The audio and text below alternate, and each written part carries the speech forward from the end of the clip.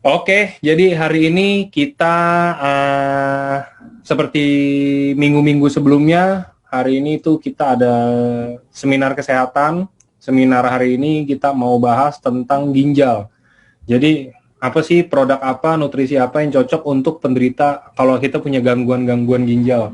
Gangguan ginjal itu banyak macam, nanti bisa dijelasin juga sama Dokter Luigi. Sebelumnya teman-teman, uh, saya sendiri pun sangat tertarik dari dulu tentang kalau mau ikutin tentang ginjal ya, maksudnya seminar tentang ginjal atau mau dengerin apapun tentang ginjal karena kebetulan saya tahu dulu mama saya juga punya penyakit ginjal yang akhirnya juga mungkin udah karena lumayan parah juga apa segala macam dan itu semuanya muaranya dari ginjal. Jadi menurut saya teman-teman boleh sih dengerin ini dan mungkin diresapin dan mungkin kalau mau ada yang nanya nanti pas di Q&A bisa ditanya sejelas-jelasnya karena menurut saya ini salah satu seminar kesehatan yang paling penting kalau menurut saya pribadi ya.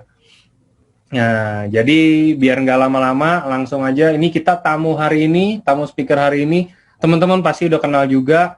Dia ini salah satu tim dokter di EFC, tim dokter apa salah satu dokter yang terlama juga tertua di AFC dan beliau ini juga Bushido. Jadi ini udah ada nemenin saya hari ini Dokter Luigi yang bakal bawain materi tentang ginjal. Halo dok, dengar suara saya dok? Dengar dong, Oke, apa kabar dok? sehat ya. Minal aidin ya dok kemarin dok. Ngelain juga buat semuanya. Oke, kayak saya pikir dokter ke Jakarta dok hari ini ketemu di sini ntar leader sharing tadi. Aku nunggu setelah akhir bulan nggak. Habis vaksin kedua nih nunggu akhir bulan, terus baru cek apa titer antibodinya. Juni keliling lagi ke Jawa. Baru nanti finishnya di Bali ya dok ya. Rencana begitu. Nah, mantap. Ntar kita ketemu di Bali aja, Dok. Sip, Kita ngobrol. Oke, langsung aja, Dok. Mungkin bisa dimulai. Silakan. boleh. Saya share ya.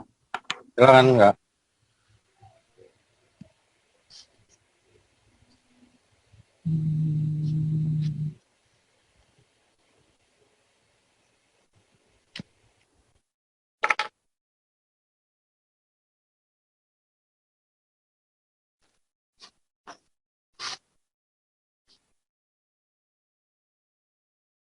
Oke teman-teman semuanya, minal aidin wal faizin. Mohon maaf lahir batin untuk yang merayakan. Sore ini seperti biasa kita coba bahas tentang beberapa hal yang berhubungan sama ginjal ya. Tentunya hal ini akan bisa bermanfaat, tapi aku coba bawainnya selalu dengan bahasa-bahasa yang dimengerti sama teman-teman yang di luar sana, yang awam ya, karena kadang-kadang kalau terlalu kedokteran nanti malah ngantuk dan bosan gitu ya. Ginjal atau boleh disebut kidney, bahasa Inggrisnya, bahasa Latinnya kita nyebutnya nefro, jadi itu semuanya adalah suatu organ tubuh yang letaknya di bawah tulang rusuk terbawah, kanan dan kiri di bagian belakang. Gedenya cuma segede kepalan tangan kita. Cuman seperti kata Angga tadi, kalau organ ini sampai gagal atau rusak, maka semuanya akan habis ya. Karena gagal ginjal tidak bisa sembuh teman-teman. Jadi itu yang harus dijaga. Jadi ini mungkin pelan-pelan kita bahas secara bertahap apa sih yang bisa kita lakukan supaya hal itu jangan sampai terjadi sama kita gitu ya. Jadi saat ini gangguan ginjal kronik atau gagal ginjal kronik menduduki peringkat, bahkan aku dengar sudah sampai peringkat ketiga gitu ya di dunia yang menyebabkan kematian. Berarti fokus kita harus ke sana gitu ya.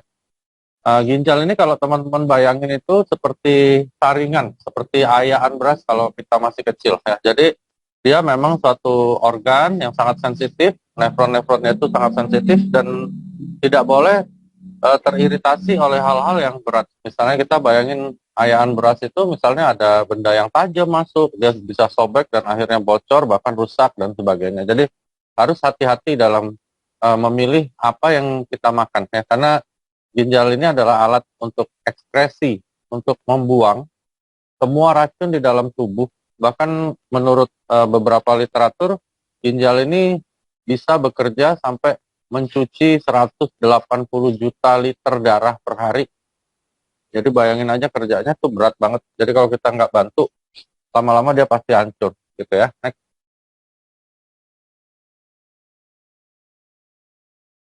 Jadi kalau teman-teman baca di situ, vertebrata itu artinya adalah tulang belakang ya. Jadi vertebrata itu mulai dari leher, kalau teman-teman pegang di tengkuk itu ada tulang leher namanya, terus sampai di ekor ya. Buntut kita itu namanya tuh vertebrata. Jadi ada yang di leher namanya cervical, kalau di dada namanya torakal, kalau di pinggang namanya lumbal, kalau di kepanggul namanya sacrum gitu. Itu vertebrata ya. Bentuknya kayak kacang. Jadi sebagian dari sistem urin. Ginjal ini menyaring kotoran terutama urea dari darah dan membuangnya bersama dengan air dalam bentuk urin. Gitu ya. Jadi begitu masuk, salah satu mediator yang membantu adalah air. Itulah kenapa kita jangan sampai kekurangan minum air, dan tentunya air yang benar-benar higienis. Ya, itu pentingnya. Jadi air ini membantu. Kayak kita mau masak kue, air ini kayak adonan, itu dia perlu air untuk membantu untuk membuang ureanya dari tubuh ya. Dia ngatur pH, konsentrasi ion mineral, dan komposisi air dalam darah. Jadi bayangin aja kalau dia nggak berfungsi, pH kita kacau, konsentrasi ion kacau, orangnya pasti akan keracunan dan bahaya sekali ya. Next. Apa gunanya? Satu, membersihkan darah dari racun, zat sisa, dan kelebihan cairan. Kedua, menjaga keseimbangan garam dan mineral dalam darah Anda, dan ini tentunya akan berhubungan dengan tekanan darah ya, teman-teman.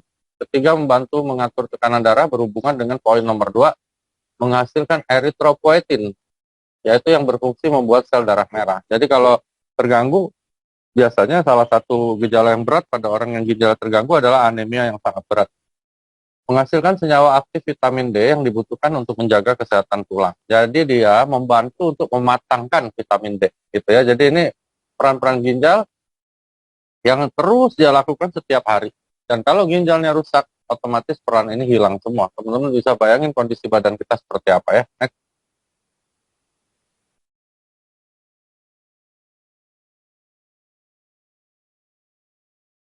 Apa itu ginjal rusak? Sama aja kayak misalnya bagaimana kalau shock breaker rusak, wah udah mobil udah nggak enak, bunyi semua ya, dan sebagainya. Jadi produk-produk limbah yang tadinya harusnya diekskresi atau dibuang, malah berbalik lagi masuk ke dalam tubuh ya. Bisa terjadi bendungan sehingga bengkak ya. Misalnya ada udem di kaki, kakinya bengkak. Muntah, kenapa dia muntah? Otomatis ya karena pH-nya turun, nggak karuan. Terus semua elektrolit yang beracun yang harusnya dikeluarkan juga tanam di dalam badan, lesu jelas karena anemia berat ya. Kurang tidur otomatis karena oksigenasi juga jelek, dan sesak napas. Sesak napas bisa terjadi akibat komplikasi di organ yang lain. Penyakit ginjal dapat dipicu beberapa masalah kesehatan lainnya, misalnya hipertensi. Jadi hipertensi ini salah satu yang menyebabkan ginjal suatu saat juga terganggu. Itulah kenapa kita harus benar-benar kontrol ya, kalau memang ada tensi yang agak naik dengan lifestyle. Sebenarnya hipertensi kalau nggak terlalu tinggi bisa dengan lifestyle. Terus kita jangan lupa produk kita ada yang punya anti hipertensi ya, Subarasi, dan juga diabetes. Kalau diabetes ini pintu gerbang semua penyakit. Mudah-mudahan yang dengar acara ini nggak ada yang kena dua ini ya, karena repot banget ya, dua-duanya itu nggak bisa sembuh, berjalan jangka panjang, dan merusak organ yang lain. Ini artinya orang yang memiliki kedua penyakit tersebut, resiko untuk gagal ginjal atau rusak ginjalnya itu sangat tinggi. Next.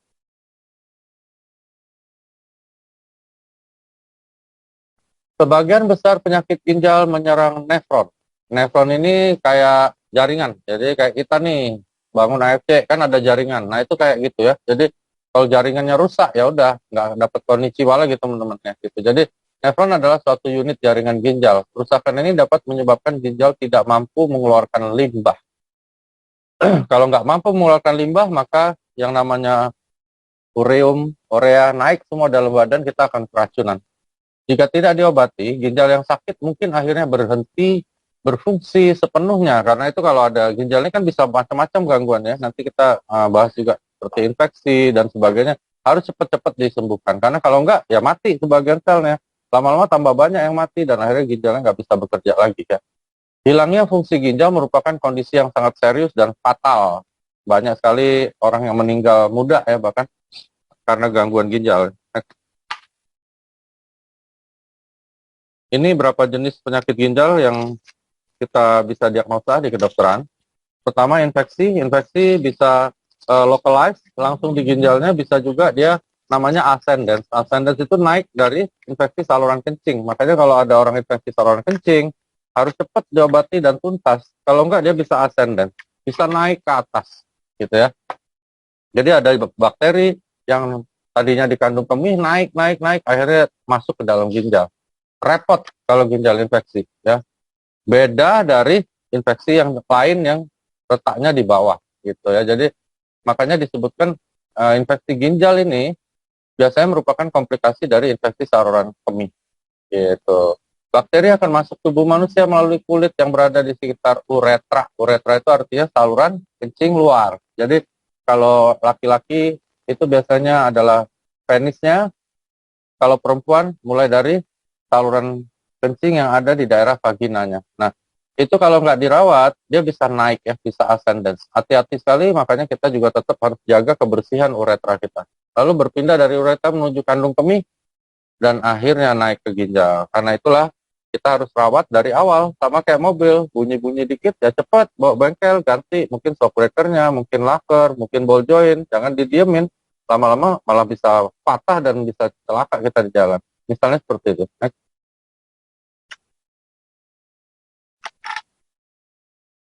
Ini gejala. Gejala itu apa sih? Gejala itu adalah sebenarnya gejala dan tanda sih ya. Gejala itu adalah sesuatu yang dirasakan oleh si penderita. Ya, kalau tanda apa bedanya tanda dan gejala? Kalau tanda adalah sesuatu yang bisa dilihat oleh si penderita dan yang memeriksa atau orang lainnya. Jadi ada kita sebut sign. Kalau teman-teman sering lihat sign and symptom. Apa itu sign? Apa itu symptom? Sign itu hanya bisa dilihat oleh kita, oleh dan dia. Kalau symptoms nggak bisa dilihat, biasanya hanya dirasa oleh orangnya. Ya, misalnya mual dan muntah itu namanya symptom. Oke, merasa kelelahan itu simptom. Diare, diare itu bisa signs, bisa simptom ya. Kalau dia lagi dirawat dan dia menstruate, dokternya lihat namanya itu signs and symptom. Kehilangan selera makan juga itu namanya simptom ya. Rasa sakit dan tidak nyaman di sekitar perut, samping atau punggung, tentunya iya, karena apa teman-teman udah tahu letaknya ada di bawah tulang rusuk bagian belakang. Jadi dia menyebar. Bau urin nggak bagus, kenapa? Karena biasanya ada bakteri, ada nanah, dan sebagainya. Adanya darah atau nanah dalam urin menunjukkan prosesnya sedang terjadi dan akut biasanya gitu ya.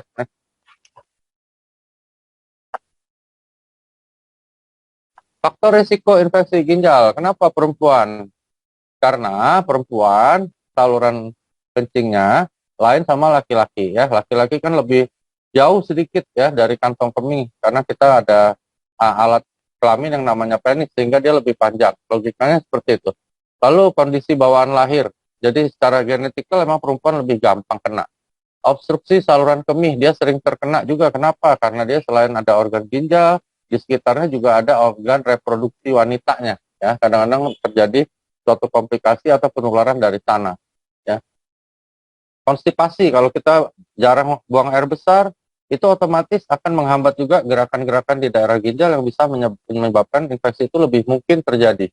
Ya, sistem kekebalan tubuh yang lama rusak mungkin ini maksudnya. Jadi orang-orang yang imunitasnya rendah ya jelas gampang banget kena infeksi gitu ya. Prostatitis adalah infeksi dari kelenjar prostat yang letaknya juga di sekitar ginjal. Dia biasanya menyebar gitu. Lalu wanita yang aktif secara seksual dan tidak terkendali itu bahaya ya, seperti PSK dan sebagainya, atau berganti-ganti pasangan tanpa dia ngerti apakah pasangannya itu steril atau enggak, kesehatannya itu bahaya sekali. Wanita hamil kenapa? Ya karena memang daerah orang yang lagi hamil itu banyak sekali perubahan-perubahan baik hormonal maupun fungsional maupun anatomikal di daerah reproduksinya. Pemakaian kateter jangka panjang otomatis ya karena kita memasukkan benda asing ke dalam saluran uretra. Kerusakan saraf di sekitar kandung kemih sudah jelas. Ya, kalau di sana rusak otomatis gerakan-gerakan semua akan turun dan bakteri lebih mudah untuk menginfeksi. Next. Lalu batu. Batu di ginjal adalah endapan keras yang terbentuk dari zat yang ada di air kencing. prosesnya disebut nefrolithiasis. Lithiasis itu batu. Penyakit batu ginjal atau kencing batu ini biasanya berukuran sangat kecil atau bisa mencapai sekitar beberapa inci. Ukuran batu yang lebih besar yang mengisi saluran yang membawa kencing dari ginjal ke kandung kemih disebut batu Steckhorst. Ini perlu diawasi begini. Kadang-kadang di beberapa kasus batu ginjal itu sama sekali tidak ada gejala. Kenapa kok bisa gitu? Karena dia tidak dekat dengan saluran yang menuju ke bawah ya. Jadi nggak ada saluran yang menuju kantong kemihnya, nggak terganggu sehingga kencing lancar aja, orangnya tenang-tenang aja. Kadang-kadang cuma pegel-pegel dikit dan sebagainya, tiba-tiba ginjalnya rusak. Ya, jadi itulah gunanya kenapa kita harus cek up ya. Jadi rajin-rajin di USG dan sebagainya dilihat ya. Itu yang sering terjadi adalah malah miss karena posisi dia posisi yang aman menurut keluhan gitu. Jadi begitu muncul wah udah terlambat ya. Next. Oh ya, waktu aku kuliah aku diingetin dosen-dosenku yang sangat tidak bagus itu adalah makan kalsium, vitamin C terlalu banyak ya. Kalau nggak banyak sih nggak apa-apa ya, dan kurang minum. Lalu jengkol, pete itu ada asam jengkolat yang berbahaya sekali yang kadang-kadang bisa cepat sekali membentuk batu ginjal. Mohon maaf kebetulan aku emang nggak suka banget sama jengkol ya, jadi aku nggak lihat di sana. Tapi kalau pete aku lumayan suka. Nah pete juga begitu, nggak boleh terlalu banyak ya. Itu adalah salah satu cikal bakal untuk terbentuknya batu ya. Nah, meski tanpa gejala batu pada ginjal bisa menimbulkan masalah ya, seperti infeksi, penyumbatan, aliran kencing. Kalau ini sih ada gejalanya.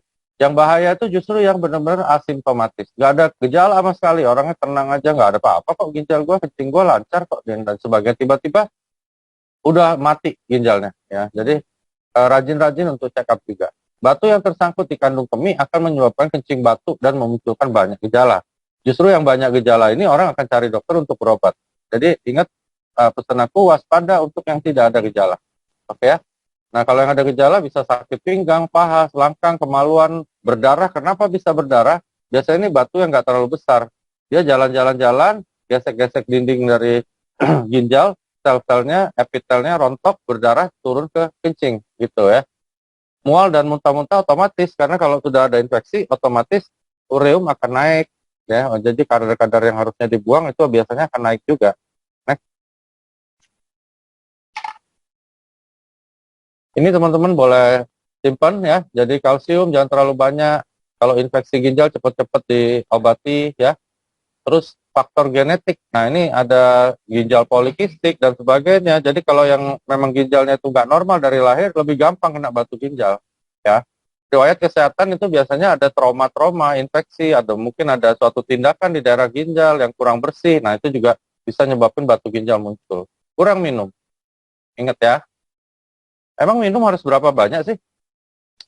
Kalau di literatur itu emang rata-rata 2,5 liter per hari itu sudah mencukupi kebutuhan dari badan kita. Tetapi kalau aku, untuk orang-orang yang aktif ya, yang sering outdoor ya, banyak keringat, banyak olahraga dan sebagainya, nggak cukup 2,5 ya teman-teman. Patokannya gimana? Patokannya gampang. Kalau teman-teman lagi kencing, warna kencingnya harus putih teman-teman. Oke? Putih seperti air biasa. Nah itu artinya yang kita minum sudah cukup. Ya itu aja patokannya. Ada orang yang minum 5 liter tapi masih kuning. Oh ternyata dia memang kerja proyek, kerjemur ya dan sebagainya. Jadi patokannya di situ. Diet tertentu otomatis ya. Jadi kalau kita terlalu banyak makan makanan yang tertumpuk di ginjal ya, baik yang karsinogenik, baik protein yang benar-benar tinggi lemaknya, daging-daging binatang berkaki 4 katanya begitu ya. Itu akan lebih berat ya untuk ginjal ya. Obesitas otomatis. Namanya gemuk ya udah pasti deh ya, beban untuk ginjal itu akan naik baik secara beban secara anatomikal, baik beban secara fungsional karena dia makannya mungkin juga banyak protein dan sebagainya. Gangguan pencernaan otomatis akan ganggu juga. Kondisi medis lainnya mungkin hal-hal yang mungkin tidak tercantum di sini ya, misalnya dia ada AIDS ya dan sebagainya. Ya. Ini yang paling konyol. Gagal ginjal kronik atau chronic renal failure. Gagal ginjal kronis adalah penurunan fungsi ginjal di bawah batas normal. Ya, jadi ada ukuran-ukuran yang teman-teman bisa tanya di lab juga. Aku nggak terlalu hafal angkanya. Tapi begitu ada gangguan, kita harus waspada, gitu ya. Bila Anda menderita gagal ginjal kronis, itu artinya ginjal Anda tidak dapat menyaring kotoran, tidak mampu mengontrol jumlah air dalam tubuh, juga kadar garam dan kalsium dalam darah. Dan itu bisa diukur dengan tes fungsi ginjal. Ya. Yang ringan itu dari GFR biasanya namanya glomerular filtration rate. Nah itu biasanya kalau nggak salah harus di atas 60. Kalau udah turun, gawat ya teman-teman. Zat-zat sisa metabolisme yang tidak berguna akan tetap tinggal dan mengendap dalam tubuh sehingga terjadi keracunan namanya. Gitu ya. Dan itu bisa berbahaya, bahkan bisa menyebabkan kematian.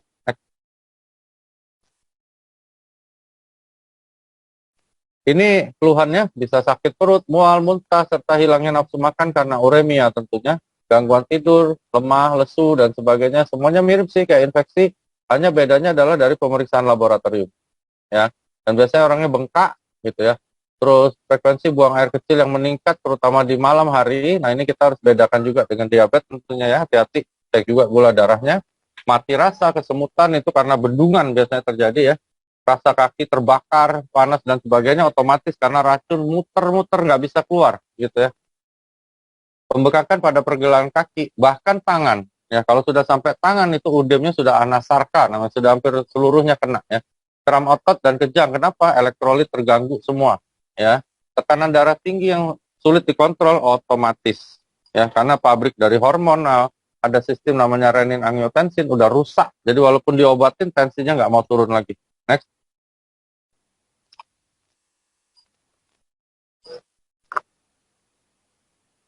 Diabetes seperti teman-teman baca di sini adalah salah satu penyebab yang benar-benar bahaya ya.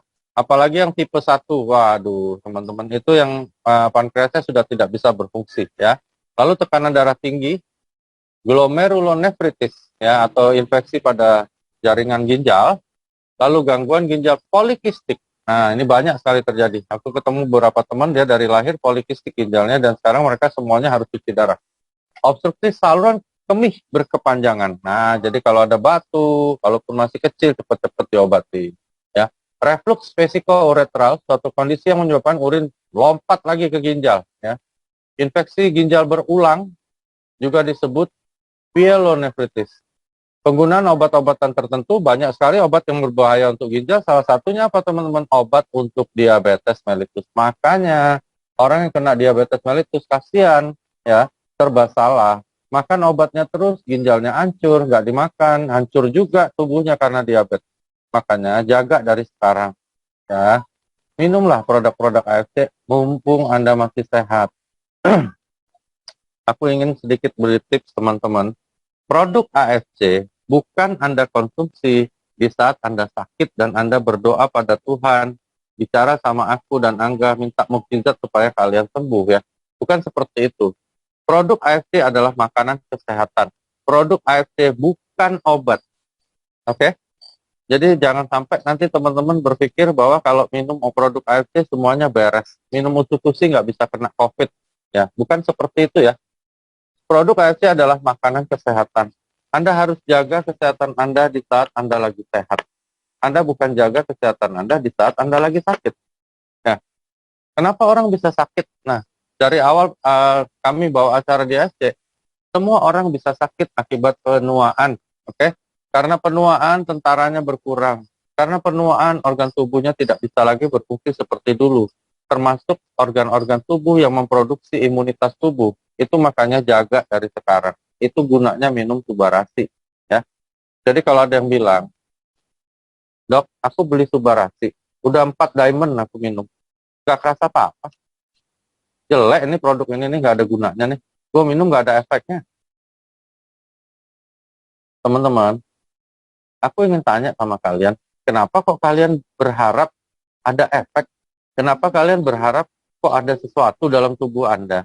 Ya, produk ini ya justru membuat Anda tidak menghadapi masalah-masalah yang berat. Seperti gini loh, misalnya kita berbuat suatu kebaikan, ya, mungkin Anda nggak diganjar langsung sama yang namanya Allah, tapi ada hal-hal buruk yang dihindarkan dari Anda, paham ya? Ilustrasinya seperti itu, teman-teman. Makanan kesehatan itu seperti itu. Anda berbuat baiklah pada tubuh Anda, berikanlah Subarasi, Utukusi, SOP, apa aja. Aku minum kok teman-teman. PNC, lutein, propolis, apa aja. Gitu. Aku minum, aku telan, aku yakin. Why? Karena AFC adalah pabrik farmasi non kimia. Oke? Nah ini juga banyak sekali yang nanya sama aku, ini produk bahaya nggak ya? Bisa rusak nggak ya ginjalnya minum? Proteinnya tinggi nggak ya? Dan sebagainya, dan sebagainya. Teman-teman, aku mau kasih ilustrasi sama kalian. Kalian minum produk AFC, ukurannya aja nano. Oke? Itu kecil banget teman-teman. Ya. Bisa masuk ke blood-brain barrier, bisa masuk ke tawar darah otak bahkan. Bisa masuk ke semua sel yang kecil banget. Ya, karena dia ukurannya nano, 800 atau 600 Dalton. Nah, Anda bayangin nggak, itu kecil banget dan ringan banget. Jadi, kalaupun ada protein masuk, ya, bahkan lebih banyak protein satu potong tempe dibandingkan produk kita, gitu ya. Itu tingkat keamanannya sampai seperti itu. Jadi Anda nggak usah pikir-pikir yang enggak. Jadi tenang-tenang minum dan jangan bilang, jelek nih, nggak ngefek nih. Gue minum Usukusi juga nggak berak-berak kok, nggak bisa berak gue tetap. Gitu. Nah, aku bilang, emangnya Usukusi obat pencahar? Bukan loh. Usukusi itu adalah makanan kesehatan dengan beberapa paten fungsi dan ada 1 triliun bakteri baik. Nggak semua orang minum Usukusi langsung berak-beraknya bagus. Nggak gitu ya teman-teman. Ya. Yang pasti teman-teman, kalau Anda minum Usukusi, maka detoksifikasi di usus Anda akan terjadi. Ya, imunitas akan naik, ada anti-tumor agent. Anda minum Subarasi, otomatis semua kontrol tensi akan dibantu oleh dia. Bila ada gangguan, dia akan bantu untuk menstabilkannya. Lalu ada skin improvement, melancarkan aliran darah, anti-agregasi trombosit, itu pasti terjadi. Mau nggak mau terjadi terus.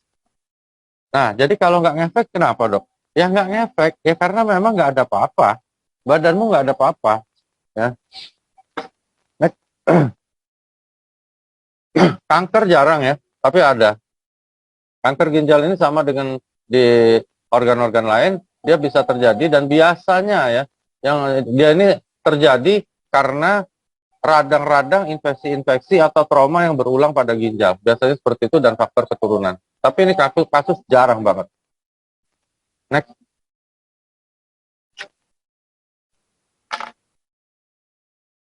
Semuanya hampir sama.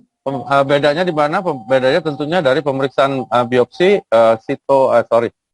di scan atau mungkin langsung diambil jaringannya untuk di PA. Ya, jadi bedanya dari situ, dari cara diagnosanya. Next.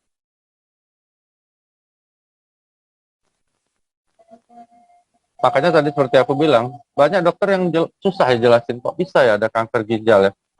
Jarang banget gitu. Ini jarang banget gitu. Jadi ini yang gemuk, terus tekanan darah tinggi, ada riwayat keluarga berbahaya. Dia lebih gampang kena dibandingkan yang tidak. Yang mudah-mudahan kita semua yang di sini dijauhkan ya dari semua penyakit apapun gitu ya, termasuk penyakit-penyakit yang aneh-aneh kayak begini ya. Enak aja lu ngomong dok. Emangnya kita bakal sehat terus? Teman-teman, kita kalau mau sehat, teman-teman harus berusaha ya. Jadi teman-teman harus berusaha, pakai logika. Makanya aku bilang AFC ini luar biasa ya. Misalnya teman-teman lihat ya, kayak mamiku udah sekarang ya, karena penuaan semuanya jadi mundur ya, segala fungsinya jadi mundur ya. Nah, bagaimana cara kita memajukannya lagi? Dengan cara regenerasi sel teman-teman. Seperti acara-acara kami dari AFC, dari pertama adalah kita ceritakan semua tentang yang namanya serba-serbi terapi stem cell. Salah satu yang penting adalah Anda harus membalikkan penuaan Anda. Di situ Anda bisa lebih sehat dan pasti lebih sehat dibandingkan Anda diam aja. Kalau Anda diam aja, maka Anda ikut agenda, ikut jadwal. Ya, Anda mati umur misalnya 85, mati Anda 85. Kalau misalnya Anda lakukan, ya kita boleh disebut ini alternatif terapi stem cell dengan produk kita Subarasi, maka percaya sama aku, secara biologis, secara medis, usia biologis Anda akan lebih panjang. Kenapa? Karena selnya ada yang baru terus dibentuk. Nggak bisa 100%. Ya memang, kalau bisa 100% kita Tuhan namanya teman. Nah cuman ada yang bisa lakukan itu dengan cara regenerasi sel. Karena regenerasi sel ini adalah soulmate-nya dari stem cell. Nah stem cell yang dalam badan kita ini semangat lagi. Ya, jadi dia cari sel yang rusak dan mati, langsung ganti jadi baru. That is stem cell. Usus buat apa? USU gunanya untuk pertahanan tubuh. Dia menaikkan leukosit ketika terjadi leukopenia. Jadi begitu loyo dinaikin. Wah, semangat lagi nih. Ada satu sel namanya natural killer cell kan. Nah, natural killer cell ini adalah patroli-patroli. Ya, gitu. Jadi dia patroli keliling bunuhin semua yang patogen. Virus, bakteri, parasit, jamur, bahkan sel prakanker bisa dibunuh oleh NK cell. Sel prakanker, oke? Kalau kanker nggak bisa. Gitu ya. Lalu berapa banyak harus diminum? Waktu aku mengikuti ilustrasi saran dari beberapa orang dari AFC Pusat, sebenarnya yang ideal adalah 4 USU, 4 subarasi setiap hari untuk orang yang normal. Sehingga paten fungsi yang disebutkan itu optimal untuk Anda. Ya. Mahal banget loh segitu. Mahal dibanding apa? Ayo, dibanding air, jelas lah. Dibanding produk A, produk B, SOP tiruan, ya mahal dong ya. Mahal lah teman-teman kalau dibandingin yang kayak gitu. Tapi kalau dibandingin umur, aku mau kasih ilustrasi gini ya. Kalau ada seseorang, sudah sakratul maut, ya malaikat maut sudah puter-puter deket ranjangnya, ya. Lalu kita tawarkan dia, oke, satu produk yang bisa perpanjang umurnya 10 menit aja. Kira-kira kalau kita jual 100 miliar, dia beli nggak? Dibeli teman-teman, percaya sama aku, ya. Nah, makanya aku bilang terutama sama saudara, teman baikku, ya, produk kita ini bukan sulap, bukan sihir, enggak. Tapi produk kita ini secara logika melakukan regenerasi sel. Ya, Anda seperti menabung umur sekarang ini. Oke? Serius ini aku bilang. Anda seperti menabung umur. Nah, jadi Anda lebih panjang umurnya secara biologis. Pasti itu. Ya, jangan bawa-bawa Tuhan ya teman-teman. Kalau yang namanya kuasa Allah itu bukan kuasa aku. Tetapi kita sebagai manusia diciptakan mempunyai akal, budi, nurani ya. Ayo kita semangat, kita cari suatu solusi supaya kita bisa hidup lebih sehat, lebih berkualitas dan panjang umur dengan normal ya. Jangan juga hidup 100 tahun, umur 30 udah kena stroke, percuma ya teman-teman gitu ya. Jadi benar-benar produk yang disebut subarasi ini atau SOP 100 memiliki kemampuan untuk meregenerasi sel. Ya, itu luar biasa banget teman-teman. Ya, kalau usukusi, sebenarnya usukusi kalau kata Pak Ernest nanti akan keluar yang jilid 2. Ini bocoran ya. Yang jilid 2 ini akan dimasukkan satu ingredient kata Pak Ernest yang sudah ada paten fungsi anti cancer, anti kanker. Teman-teman bisa bayangin nggak? Makanya aku bilang, AFC bukan perusahaan farmasi saja, tetapi perusahaan farmasi yang menggabungkan dengan teknologi. Ya, ada produk-produk lain, pasang di IG, pasang di Facebook, pasang di OLX. Aduh, lebih hebat dari Subarasi, lebih hebat dari Usukusi, bisa apa? Nolak virus. Wah, ada kalung yang dipakai virus gak akan datang. Allahu Akbar. Aku bilang sama teman-teman, teman-teman, bagaimana Anda jelasin ada seuntai kalung bentuknya batu, oke, bisa melindungi Anda dari virus. Kenapa Anda nggak nyembah berhala aja? Oke? Anda beli patung, ya, entahlah patung apa, kuda, monyet, beruang, kayak taruh di rumah, Anda sembah-sembah aja, siapa tahu. Gitu ya. Jadi, itu benar-benar hal yang Anda harus edukasi ke tim. Ya. Aku, Pak Ernest, Pak Niko dari awal banget ya, kami sayang sama kalian ya. Apalagi Pak Ernest, Niko itu selalu ngingetin aku ya, bahwa kita tidak boleh membuat orang jadi sesat. Ya, mungkin kadang-kadang jawaban aku terlalu kasar, terlalu keras, terlalu to the point. Tapi aku memang diajarkan, baik Mr. Oba, Pak Ernest, Niko, kami berusaha untuk nggak bohong. Ya. Aku nggak mau bohong sama kalian. Jadi kalau memang nggak bisa ya bilang nggak bisa. Ya. Tapi kalau ada sesuatu yang menyesatkan itu berbahaya sekali. Nah, aku harus beritahu gitu loh bahwa itu nggak benar gitu ya. Jadi kalau misalnya ada sesuatu yang bilang, oh ini A, ini B, ini C, harus ada data. Nah itulah hebatnya di AFC. Semuanya by data teman-teman. Ya. Tapi perusahaan AFC juga mengharuskan kita bicara hanya yang ada datanya, gitu ya. Makanya kadang-kadang pembicaraan aku selalu berpatokan pada itu dan kadang-kadang mengecewakan banyak orang gitu. Misalnya kanker ya nggak bisa sembuh. Ya nih dokter Luigi nih, di tempat lain bisa sembuh loh dok, pakai ini pakai itu, ya nggak apa-apa, enggak ya. Yang penting aku nggak bohong. Ya hati-hati ya teman-teman, apalagi makanan kesehatan itu kita berikan pada anak, istri, ibunda kita, ya seperti ibuku usia udah 80-an. Kalau nggak terjamin, bisa mati makku nanti gitu ya. Jadi hati-hati gitu ya. Next.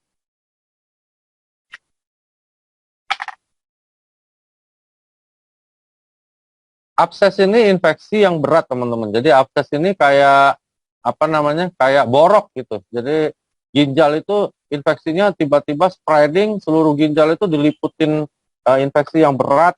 Itu sakitnya bukan main ya. Abses ini biasanya bisa, yang sering terjadi sebenarnya bukan di ginjal tapi di hati gitu ya. Ini sakitnya bukan main, teman-teman nggak bisa bayangin gitu ya. Itu namanya abses gitu ya. Next. Ini orang bisa panik gara-gara ini ya. Jadi ini Anda nggak bisa bayangin rasanya, makanya ada takikardi yang paling bawah yang biru, itu dia berdebar-debar banget karena abses itu sakit banget teman-teman. Ya. Anda nggak bisa bayangin, lebih sakit daripada Anda ditusuk sama pisau. Jadi ini sakitnya bukan main gitu ya. Next. Nah ini bisa dari infeksi saluran kemih yang naik, aku bilang tadi, bakteremia itu adalah bakteri tiba-tiba terkumpul di sana ya secara tiba-tiba. Mikoplasma itu biasanya jamur gitu ya, batu, bisa peradangan, penyalahgunaan obat suntik, dan kemih neurogenik itu artinya gangguan saluran kemih yang berhubungan dengan persarafan gitu ya. Next. Biasanya bedah, kalau abses itu biasanya harus bedah ya, buka dibersihin ya, repot. Ginjal polikistik ini bawaan genetik ya. Jadi kelainan genetik yang menyebabkan banyaknya poli ya. Jadi poli itu artinya banyak, kistik itu kista. Jadi banyak sekali kista yang tumbuh di sekitar ginjal ya. Nah, apa itu kista? Kista adalah kantung abnormal ya. Isinya apa aja? Kebetulan kalau di ginjal cairan. Ada yang bisa isinya udara doang, ada yang isinya darah, ada yang isinya macam-macam ya. Jadi kista itu adalah kantung abnormal gitu ya. Nah, gara-gara banyak kayak gitu ya, struktur ginjalnya bisa berubah ya, tertekan oleh polikistiknya, fungsinya turun, dan sebagainya. Gitu. Dan kasihannya ginjal polikistik ini nggak bisa dioperasi, nggak bisa diapa-apain, karena itu genetik ya, repot banget. Next. Tapi ada satu sahabatku, ginjal polikistik, ya alhamdulillah ya, dia pakai produk AFC ini sangat-sangat membaik gitu, nggak pucat lagi, nggak anemia lagi dan sebagainya. Ginjal polikistiknya hilang nggak? Enggak. Tapi orangnya jauh lebih sehat sekarang ya, jauh lebih sehat dan bersyukur banget dia HD-nya sekarang jadi jarang. Dulu dia harus HD hampir 3 kali sebulan, sekarang dia tinggal HD-nya 1 kali sebulan. Bahkan ini dia coba tahan 1,5 bulan baru HD lagi gitu. HD itu adalah hemodialisa ya. Apa sih hemodialisa? Hemodialisa itu artinya ada satu alat di luar tubuh kita ya yang fungsinya mirip sama ginjal. Nah, gitu. Itu namanya hemodialisa. Jadi hemodialisa itu artinya darahnya diambil, dibantu ini alat untuk dicuci. Udah dicuci, masukin lagi ke dalam badan kita. Gitu ya. Nah, ini keluhan-keluhannya sering terjadi kayak gini, ginjal polikistik. Next.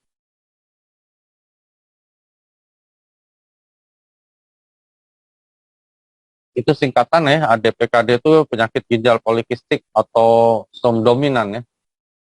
Lalu ada juga yang otosom resesif. Nah, dominan ini maksudnya secara genetik dia menurunkan ini. Jadi kadang-kadang si suami punya dasar yang ini, istri punya, aduh anaknya bisa polikistik juga gitu ya. Nah, tapi kalau misalnya yang resesif, enggak. Yang resesif dia harus ketemu yang dominan, baru keluar anaknya gitu. Tapi kalau enggak, ya enggak, anaknya mungkin kemungkinan besar malah enggak keluar gitu ya. Next.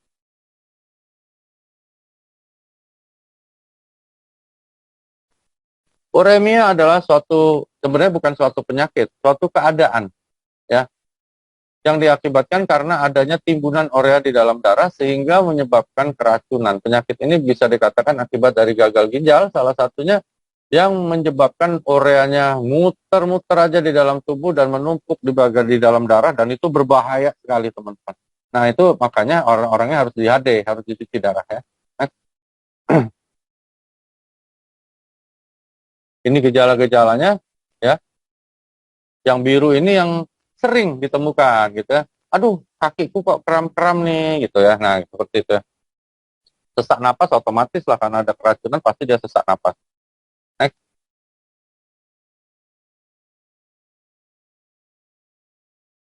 Urea ini naik otomatis karena salah satunya ginjalnya rusak gitu ya. Nggak bisa lagi gitu ya. Apa sih ini ureum ini sebenarnya? Ureum ini adalah hasil proses pemecahan protein. Nah, yang nggak berguna, yang namanya urea ini dibuang, teman-teman. Makanya kalau kita terlalu banyak makan protein yang tinggi kadar urea atau ureumnya, kita lebih berat ginjalnya kerja ya. Oleh karena itu kita kan disarankan untuk dia diet itu maksudnya hati-hati ya, yang ini untuk gula, yang ini untuk ini, yang ini untuk ini. Boleh nggak dimakan? Boleh, tapi jangan terlalu berlebihan juga. Jadi makanan-makanan apa yang bagus buat ginjal? Aku yang terkejut itu ngobrol-ngobrol sama temanku spesialis di penyakit dalam, jadi pernah ngobrol itu soal ginjal karena ada beberapa teman kan memang ada yang ginjalnya polikistik. Dia bilang salah satu buah yang tidak dianjurkan untuk orang yang ada gangguan ginjal adalah pisang, gitu ya. Aku kaget juga ya kenapa gitu, tapi ya itu kenyataannya. Terus yang bagus biji-bijian apa? Waduh, yang aku terkejut lagi, biji-bijian yang bagus itu ada semua di dalam lutein dan ada semua di dalam usukusi. Oke? Kaget ya. Jadi aku benar-benar semua yang ada di usukusi dan ada di lutein sharp, teman-teman nanti lihat deh kandungan yang ada di lutein sharp dan usukusi. Lalu teman-teman browsing deh apa yang bagus untuk ginjal. Itu ada semua loh di sana. Ya gitu ya. Jadi makanya aku bilang Jepang, terutama AFC, bikin produk nggak kaleng-kaleng, bukan asal bikin loh. Mereka sudah perhitungkan semua, bagus untuk ginjal, bagus untuk hati, ada kayak bilberry dan sebagainya. Makanya lutein diminum, apalagi per hari ini kan udah mulai bisa rhythm, per username satu box per bulan minum ya teman-teman. Aku minum terus lutein itu, karena lutein itu juga bagus untuk ginjal dan dia juga bagus untuk Alzheimer dan mata tentunya ya. Nah gitu. Jadi kaget juga aku lihat-lihat hal yang kayak gitu ya. Hebat banget. Emang AFC itu memang inovatif banget. Nah, obat-obatan tertentu seperti kortikosteroid. Nah, ini juga yang kacau untuk teman-teman yang kena autoimun, dia harus makan terus obat steroid, akhirnya ginjalnya jebol. Aduh, kasihan. Jadi, jaga deh dari sekarang. Ya, aku dokter, jadi sebelum aku fokus habis di AFC ini, aku masih praktek dulu ya. Sekarang sih aku udah nggak praktek. Aku praktek hanya online. Jadi, hati-hati. Karena penyakit nggak milih umur, teman-teman. Gitu ya. Penyakit milih siapa yang penuaannya cepat. Itu ya, ingat ya. Jadi penyakit itu nggak milih umur lu berapa. Dia pilih siapa penuaan lu paling cepat, dia datang duluan ke sana gitu, kayak dipanggil gitu ya. Jadi hati-hati dengan penuaan. Nah, balikkanlah dengan subarasi. Ya. Pasti hidup Anda lebih baik. Next. Lalu penyakit-penyakit tadi, komplikasinya apa sih gitu ya. Next.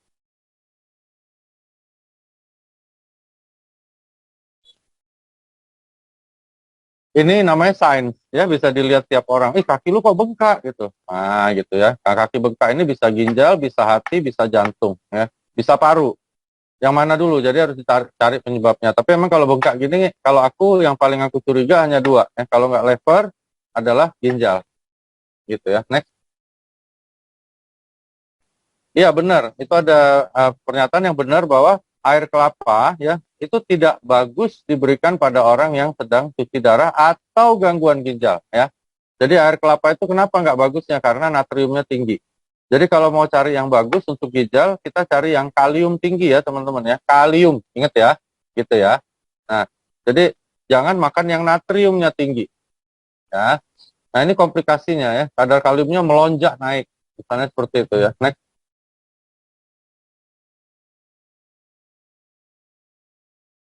Penyakit jantung, pasti. Karena apa? Elektrolit terganggu, tekanan darah terganggu. Wah, udah pokoknya jantung pasti kena karena jantung itu perlu tekanan darah yang imbang. Dia perlu elektrolit yang imbang gitu ya. Next. Nah itu letak ginjal ya kira-kira di situ ya teman-teman, di bawah rusuk itu yang dipegang itu kira-kira itu lokasi ginjal kanan dan kiri. Ada yang tanya, dok, nyokap gue ginjalnya tinggal satu, bahaya nggak hidupnya? Sebenarnya bukan bahaya, tetapi lebih beresiko tinggi dibandingkan orang yang ginjalnya dua. Ya, jadi kalau dia bilang orang ginjal satu bisa hidup nggak panjang umur, bisa sih, tapi kemungkinannya lebih kecil dibandingkan kalau ginjalnya dua. Nah, jaga ya, ginjal cuma dua, nggak bisa diapa-apain lagi ya. Transplantasi bisa kok, bener. Tapi cari transplantasi ginjal nggak gampang loh teman-teman.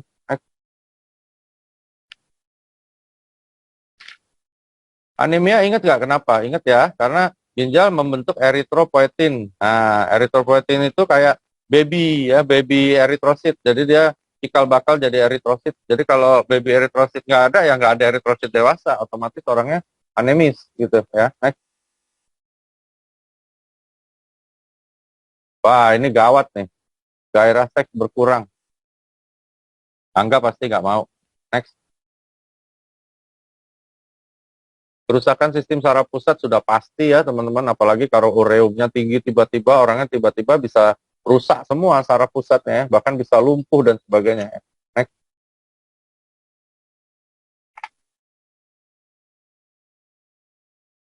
Nah ini penurunan respon kekebalan tubuh. Kenapa? Iyalah, karena semua yang namanya racun akan merusak organ-organ. Salah satu organ yang dirusak nanti adalah organ yang membentuk pertahanan tubuh itu sendiri ya. Jadi sel-sel darah putih dan sebagainya. Kalau sel darah merahnya turun, HB-nya turun, oksigen turun, organ yang lain juga akan rusak. Otomatis produksi untuk sel darah putih akan rusak. Nah, seperti itu ya. Jadi pasti turun respon kekebalan tubuh. Karena itu ini kalau kita nyebutnya ini adalah yang satu yang namanya komorbid. Jadi orang yang ada gangguan ginjal jangan sampai kena COVID, bahaya sekali teman-teman, gitu ya.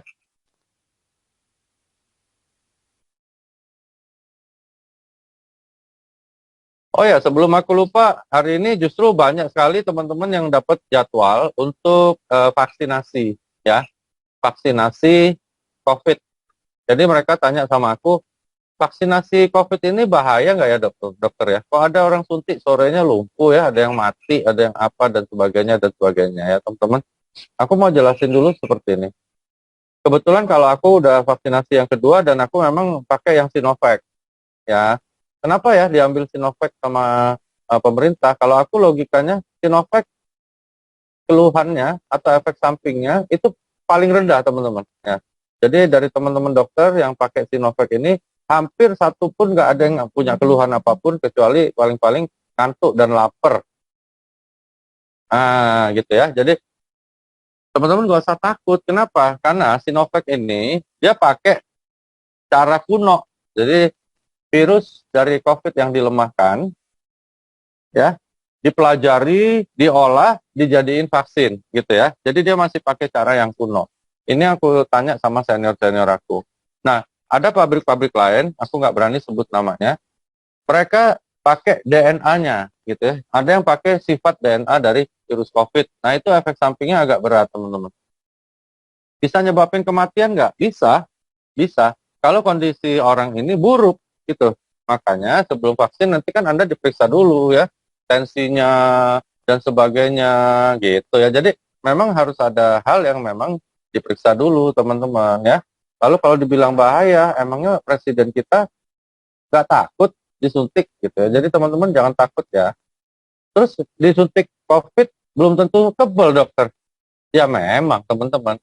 Karena itu sebelum vaksin Anda jaga kondisi Anda yang baik ya, imunitas ya, misalnya minum utuh itu imunitas kita jadi naik ya. Nggak usah takut minum suba, minum utuh, lutein nggak akan merusak vaksinnya teman-teman ya. Vaksin itu nggak ada hubungannya sama produk kita. Jadi produk kita nggak bisa merusak vaksin. Produk kita makanan kesehatan gitu ya. Jadi vaksin itu bisa rusak gimana dokter? Bisa rusaknya misalnya terjemur gitu ya, expire ya, salah cara pemberiannya gitu teman-teman ya. Jadi nggak rusak karena SOP, karena subarasi, nggak mungkin teman-teman. Jadi kalau lagi vaksin boleh minum nggak? Ya boleh dong. Malah sebelum minum harus minum terus yang banyak ya gitu ya. Jadi jangan takut divaksin ya, karena apa teman-teman?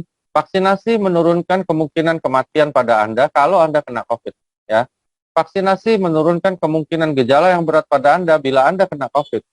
Vaksinasi menurunkan kemungkinan Anda juga untuk menjadi OTG. Itu pentingnya kenapa diberikan vaksinasi untuk memutus rantai penularan. Ya, jadi yang namanya COVID, teman-teman, nggak mungkin hilang sampai kita meninggal dunia, sampai kiamat ada terus ini COVID. Sama kayak cacar air, ya, sama kayak misalnya flu, influenza, sama teman-teman. Dia nggak bisa hilang loh. Jadi jangan berharap-harap COVID ini hilang dari muka bumi, nggak bisa. Oke, sekarang ini kita lagi belajar bagaimana berdamai sama COVID, hidup sama COVID, dan memberikan hal-hal yang dia tidak sukai. Jadi kalau teman-teman takut sama COVID boleh, ya, teman-teman, jangan kasih yang dia suka. Itu caranya, ya teman-teman ya. Nah, Dokter Duga emang nggak takut ya sama COVID? Takut banget. Aku 2 bulan pertama COVID keluar, aku sama sekali nggak terus terima tamu, nggak mau. Bahkan Gojek datang aja, gua semprot-semprot itu plastiknya dan sebagainya. Sampai begitu parnonya. Tapi setelah kita belajar ya, seluruh dunia sudah mulai belajar, bahkan sudah keluar vaksin, teman-teman bukan jadi nekat loh ya, tapi harus lebih selektif ya. Jadi teman-teman sekarang harus tahu bahwa COVID nggak bisa hilang sampai kiamat. Ya. Waduh, terus gimana? Caranya adalah bila terjadi 80% aja ya orang yang sudah mengalami kekebalan, entah itu penyintas, divaksin atau dan sebagainya, maka kurva penularan akan drop habis, teman-teman. Ya, akan drop habis. Nah, beberapa senior, termasuk saudaraku yang di luar negeri, yang sudah mulai agak tenang, kurva udah turun, apa kunci sebenarnya untuk melawan COVID selain vaksinasi dan prokes? Perilaku. Ya, kenapa sekarang kita belum bisa mengalahkan COVID? Karena perilaku kita masih disenangi oleh COVID. Nah, perilaku ini teman-teman harus berubah. Ya. Pertama adalah jangan egois. Ya, jangan berpikir, aku udah divaksin kok, nggak mungkin lah ada apa-apa gitu. Tapi lu bisa nularin orang. Misalnya begitu. Jadi kita di sini diajarkan untuk menyayangi sesama. Kalau kita bersatu melawan, maka COVID-nya akan reda sendiri. Gitu ya. Perikarditis ini lapisan luar dari jantung yang terinfeksi ya. Itu namanya perikarditis. Perikardium itu lapisan kayak tisu, kayak selaput.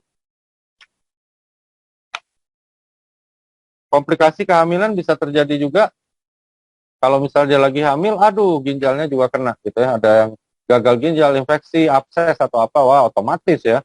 Otomatis ya, bisa komplikasinya, bisa infeksinya mengalir ke sana juga ya, dan sebagainya. Kalau gagal ginjal ibunya bisa mati janinnya. Gangguan ginjal permanen kalau kami nyebutnya sequelae. Jadi gejala yang bersisa ya, ninggalin jejak dia gitu ya. Next. Yuk, nutrisi apa yang dibutuhin selain SOP dan sebagainya tentunya ya. Jadi kalau SOP, Subarasi, Usukusi Anda nggak usah tanya lagi deh. Kenapa sih mesti tanya-tanya? Minum aja ya. Aman nggak aman? Oke. Untuk umur berapa? Umur berapa aja. Oke teman-teman. Pede banget loh dokter. Oh jelas. Jelas teman-teman ya. Aku sarankan pada Anda semua. Pertama, kalau Anda datang ke Jakarta, jangan hanya datang ke kantornya Angga ya, jangan datang ke kantor AFC. Anda datang ke kedutaan besar Jepang. Ya, aku udah lakuin, kalian belum ya. Datang ke kedutaan besar Jepang, Anda tanya sama kedutaan besar Jepang. Ya, bawa tuh logo tuh yang di dadanya Angga. Ini perusahaan apa sih? Coba tanya deh. Kalau Anda udah tanya, teman-teman boleh ludahin muka aku kalau kalian nggak yakin seperti aku. Ngeri teman-teman. Jawabannya ngeri. Hal yang bahkan nggak pernah diceritain oleh Pak Ernest, Pak Niko dan sebagainya. Lebih dari apa yang diceritain oleh mereka. Nah itu ya. Jadi kita tahu bahwa ini perusahaan memang benar-benar ada, diakui, dihormati, dan direstui oleh kedutaan besar Jepang. Dan bukan kimia. Makanya aman teman-teman. Ya, datang deh. Lalu kedua, baru tanya lagi tentang kerjasama kita dengan Jepang. Tanya, bener gak sih itu punyanya Ernest sama Helen? Bener gak sih kerjasama sama lu AFD? Itu ada semua datanya loh di kedutaan besar Jepang. Ngeri loh teman-teman. Aku yakin yang ikut di sore hari ini, satu pun belum ada yang lakuin itu. Anda lakukan. Ya, kalau Anda udah lakukan, ngebum lagi jaringan Anda semuanya. Jangan dengar-dengar yang lain. Sekarang ini banyak yang pindah. Ada yang ikut net 89, berani prospek gue lagi. Kemarin dibekuin. Temanku di Palembang ikut 5M enggak. 9 hari yang lalu masukin ke net 89. Tiba-tiba keluar dibekuin sama Bapeti. Sekarang mulai minta obat penenang sama gue. Goblok. Coba 5 miliar itu mah. Ya, 5 miliar coba beliin diamond. Dapat berapa tuh udah? Baliknya aja. Gila. Makanya aku bilang hati-hati ya teman-teman. Aku dan Angga dan Niko udah bekuin puluhan tim aku. Aku nggak peduli loh. Aku level 1, level 2, level 3 beku sama aku. Kalau dia berani prospek tim aku dengan MLM yang lain. Ya, jadi jangan coba-coba hal-hal yang kayak gitu. Kalau mau jalan silakan. Tapi jangan ganggu anak-anak AFC. Kasihan loh teman-teman. Kalian ingat kan acara Udin Home Talk bagaimana dia berjuang ya, orang miskin di bawah dia. Nanti mudah-mudahan aku doain juga jadi ada 2 orang lagi bagus namanya Madun. Dulu dia jualan roti bakar. Yang satunya lagi ada Kafit, itu dulu jualan buah. Ini lagi bergerak. Nah, gitu. Nah, terima kasih buat Angga juga. Muhammad Madun itu sekarang udah beli rumah. Dan mau beli Honda Jazz baru. Gitu ya. That is AFC. Nyata teman-teman ya. Jangan yang nggak nyata lah. Taruh duit 100 juta sehari dapat 1%. Mana ada teman-teman. Kok percaya gitu-gitu? Aku bingung. Gitu. Yuk kita question answer ya. Karena aku memang... mungkin pas 4 aku sudah harus pamit. Siap. Oke, mungkin pertanyaan pertamanya kita mulai ini dok. Ini pertanyaan general. Kalau misalkan pasien gagal ginjal, berarti dia HD, dia cuci darah. Itu konsumsi subarasinya apakah sebelum, sesudah, atau kapan dok yang efektif kalau menurut dokter? Kalau aku yang ditanyain efektif, pertama efektif dosisnya dulu. Jadi dosis aktifnya apa ya? Jadi dosis yang paling efektif adalah di atas orang normal. Orang normal 4 sehari, berarti dia harus lebih dari itu. Kalau dia pengen dapat yang maksimal dari semua paten fungsinya. Lalu kapan yang paling bagus? Kalau menurut aku jam-jam dia regenerasi. Nah, jadi mau tidur, baru dikasih bagus. Atau dia pas aktivitas, bagus. Tapi tentunya senyaman dia juga enggak. Jadi orang yang kayak gitu kan hidupnya aja udah nggak nyaman. Jadi tanya dia yang paling nyaman kapan, berikan aja boleh. Tapi jangan campur obat dokter, karena produk kita nanti nurun fungsinya. Gitu. Oke, sip.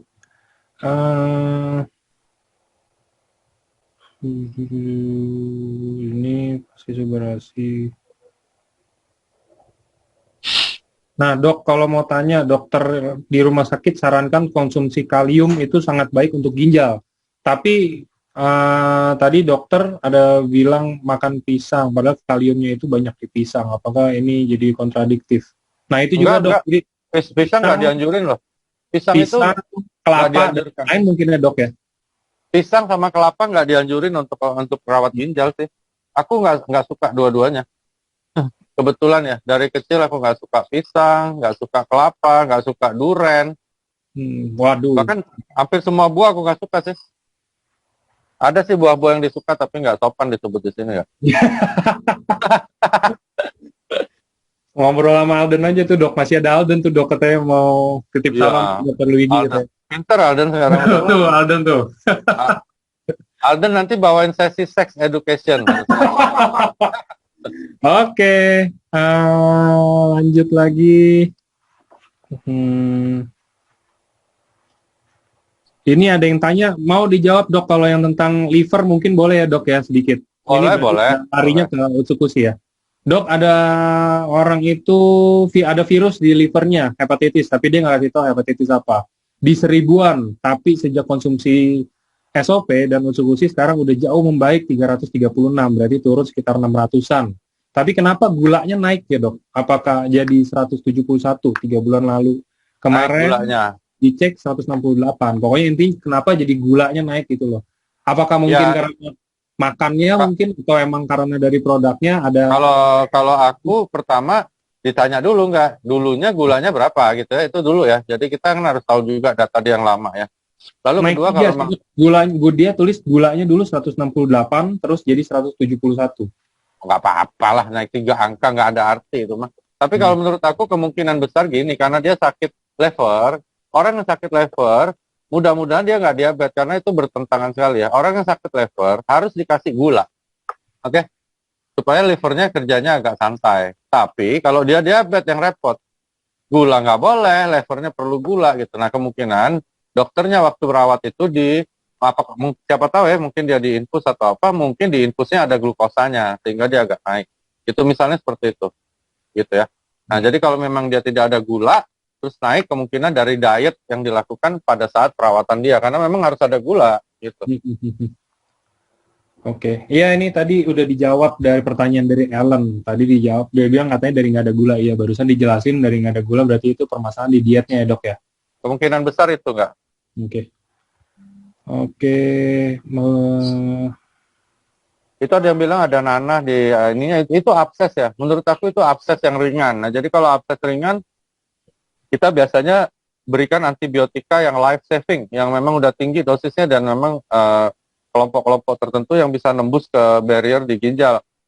Kalau bisa, tapi kalau nggak bisa biasanya harus direseksi, namanya dibuka, dibuang absesnya, harus tindakan operasi. Oke. Kalau nggak banyak ginjalnya rusak.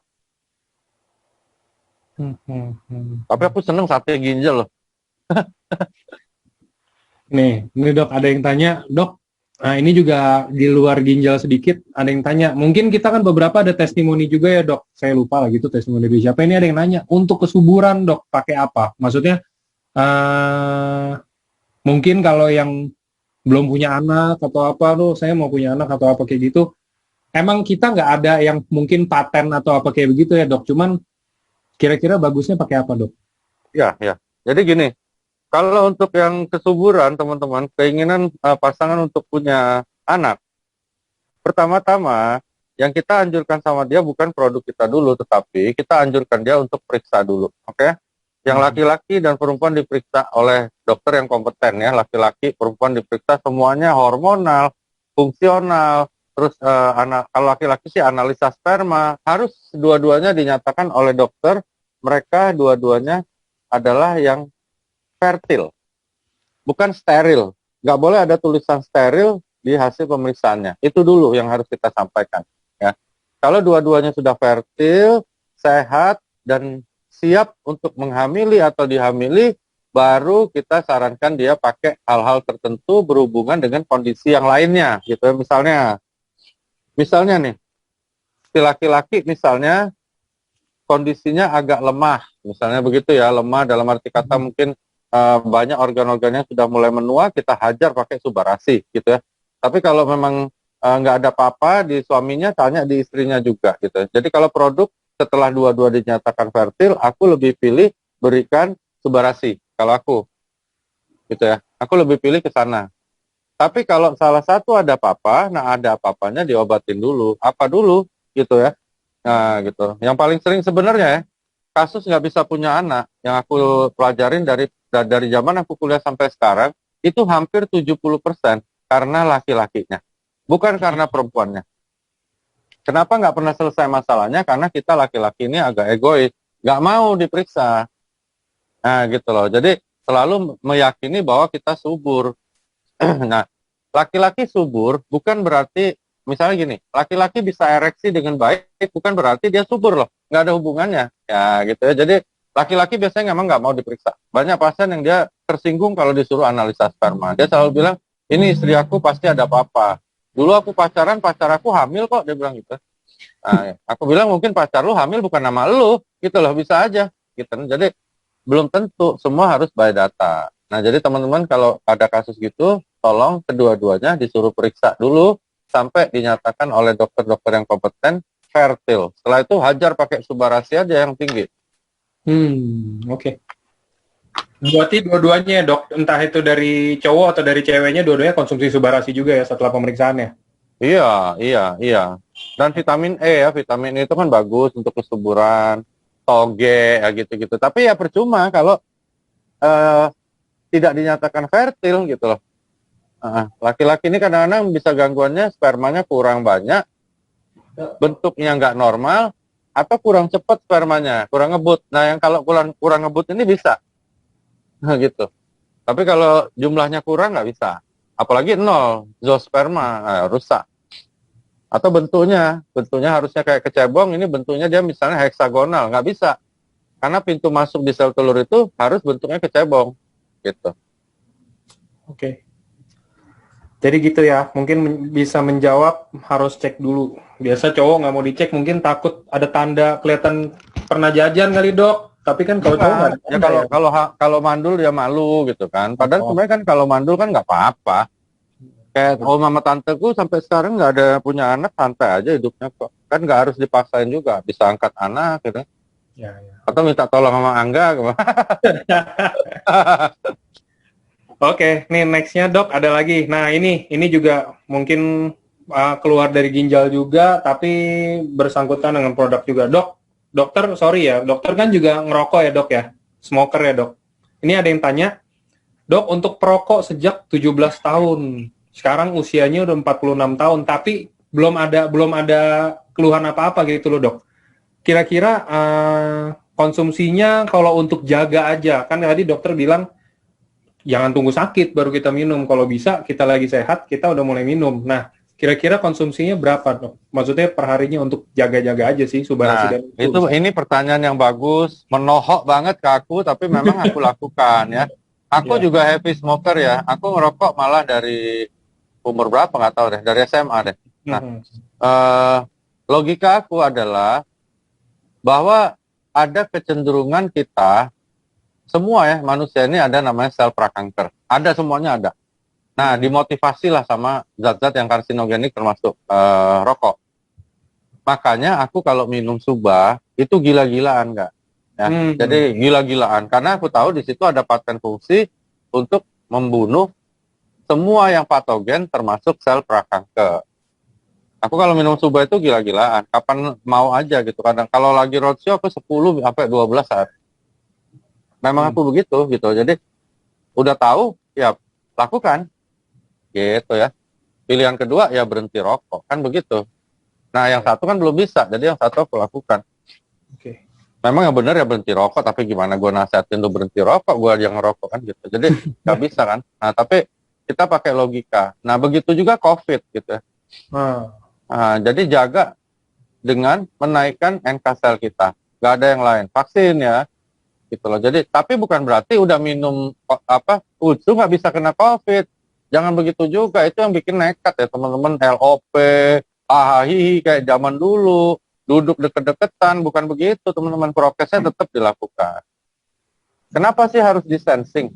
Karena droplet itu bisa mental sampai 2 meter. Jadi kalau kita lebih dari 2 meter, ya kita nggak mungkin kena teman-teman, dia jatuh. Untungnya berat molekul dari virus COVID ini cukup tinggi dibandingkan influenza misalnya. Jadi dia jatuh. Kalau influenza muter loh di udara. Tuhan masih adil loh teman-teman. Kalau seandainya berat molekulnya sama dengan influenza, kena semua kita COVID. Gak ada guna distancing ya. Gitu. Masker, beli yang bagus. Masker pakai masker yang jelek. Aduh. Belilah, apalagi leader AFC masa pakai masker yang jelek. Malu dong. Apalagi yang udah sogun-sogun ya. Oh, gue marahin banget. Aku ketemu yang samurai aja. Gila lu samurai pak. Beli masker pinggir jalan. Kacau. Beli masker yang bagus dikit lah. Kan buat penampilan sama kesehatan. Ya, yang lain apa lagi? Oke, ini ada yang ini aja, ada yang nah ini ginjal. Dok ini yang tadi nanya, namanya sama kayak nama saya yang nanya, Angga juga. Dok mau minta saran konsumsi Suba untuk mama saya. Beliau ini pasien HD 1 minggu 2 kali dan udah berlangsung 11 tahun. Konsumsinya yang bagus itu apakah sama kayak yang tadi saya tanya atau ini kan mungkin lebih detail dok, apa mungkin beda dari yang tadi dijelasin? Kalau aku dengar cerita Angga yang nanya ini, aku sangat bersyukur ya. Karena kalau mama udah 11 tahun HD dan sekarang masih hidup, masih istilahnya masih bertemu dengan kita, itu sebenarnya sih bagus gitu ya. Maksud aku bagus dibandingkan penderita yang lain gitu ya, bukan bagus bagaimana ya. Jadi bilang aja sama tante bahwa penting ya sampai nama tante sama mamamu Angga bahwa mah Kata dokter Wiki, ini bagus mama, udah 11 tahun mama masih hidup.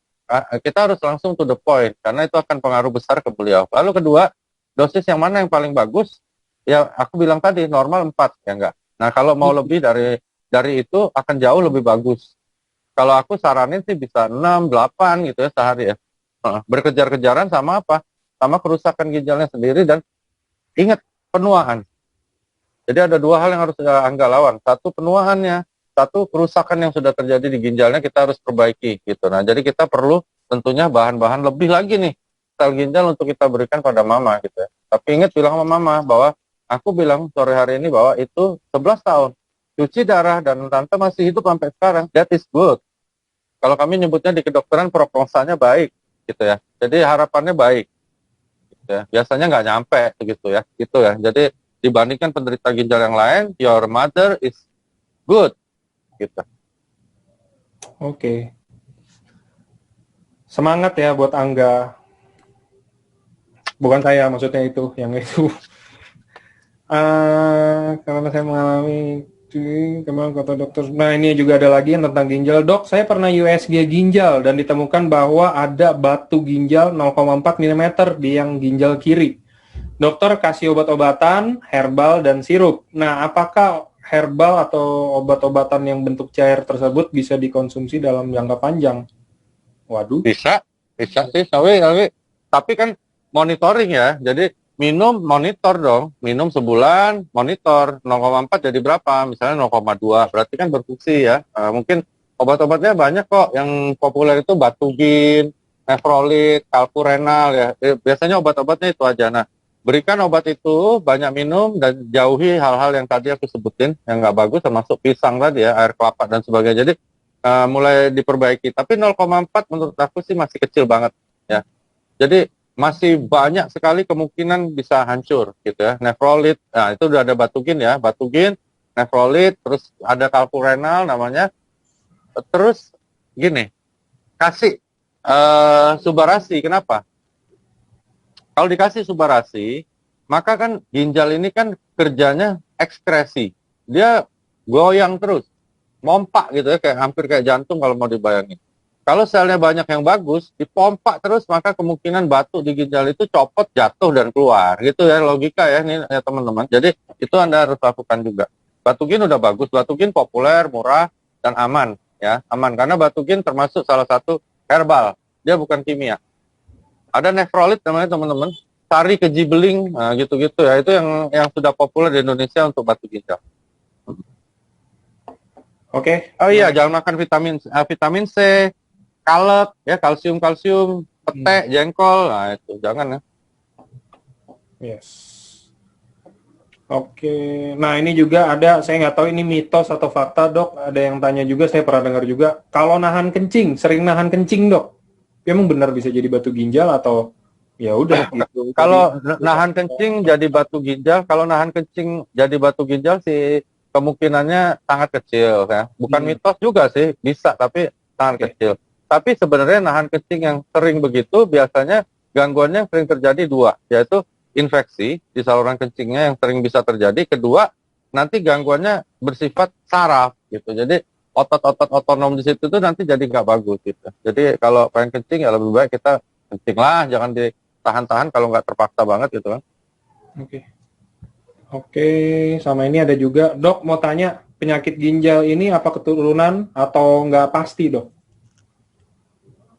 Apa? Sorry nggak? Gangguan penyakit ginjal ini apakah keturunan atau tidak pasti keturunan? Maksudnya faktor keturunan berperan.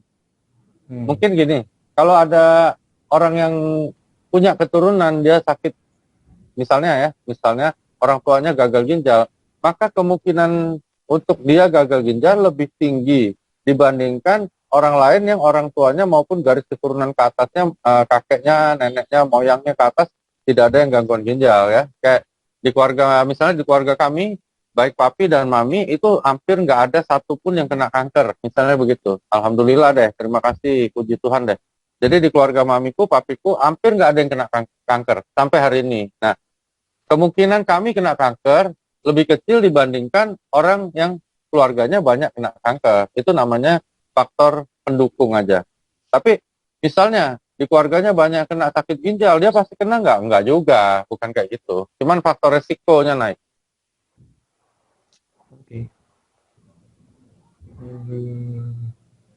Saya pernah ginjalnya kena dan sakit jantung sudah pasang ring. Kalau untuk jantung secara general aja dok, untuk penyakit jantung, let's say udah pernah kena serangan jantung atau udah pernah pasang ring di jantung atau katup jantungnya udah terganggu atau apa gitu, konsumsi Subarasi berapa banyak dok perharinya? Usianya range 30 sampai 40 tahun. 4, 5, 6 1 hari ya. Ada 2 mantan gubernur Sumsel, dua-duanya pakai ring. Yang satu udah 5, satunya 7 loh. Nah, sampai hari ini sehat, mulai main golf lagi dan sebagainya. Dia minum Suba itu 6 sih. 6. Sekarang udah naik jadi 8 malah. Usu juga 8 gitu ya. Nah, maksud aku tuh yang sehat-sehat ya, terutama kita yang sehat-sehat nih, ayolah kita minum 4 sehari. Jangan sampai nanti udah tua harus minum 6, 8, cari duitnya gimana caranya. Kalau Anda nggak jalanin, kalau udah jalanin AFC banyak dari sekarang sih oke lah, tapi kalau enggak repot loh. Makanya kan selalu kan di PMO aku bilang kita harus fight against all apa aja deh. Kita harus tempur habis-habisan untuk apa yang kita mau. Sebelum nanti udah tua, Anda tempur sama yang Anda nggak suka. Repot. Makanya orang-orang udah tua malah nggak karu-karuan, pasang ring 7, duit nggak ada, boro-boro minum 4, gitu. Jadi teman-teman rawat dari sekarang gitu. Oke. Oke dok, mau masih lanjut atau gimana dok? Udah nggak ada pertanyaan sih, rata-rata pertanyaannya udah yang tidak berkaitan dengan ginjal. Kalau tadi kan kita kasih bonus ya, ini jangan kebanyakan saya cari yang ginjal aja. Nanti ya, aku pamit dulu karena jam 5 aku ada tabletop di Palembang ya. Oke, siap. Dokter Luigi lagi ada mau tabletop teman-teman maksudnya. Jadinya mungkin ini penghujung acaranya. Terima kasih buat teman-teman semua yang udah hadir sore ini. Terima kasih Dokter Luigi juga udah nemenin ini. Oke, kalau gitu sampai jumpa di hari Senin. Thank you dok. Sore semuanya. Dadah. Bye dok.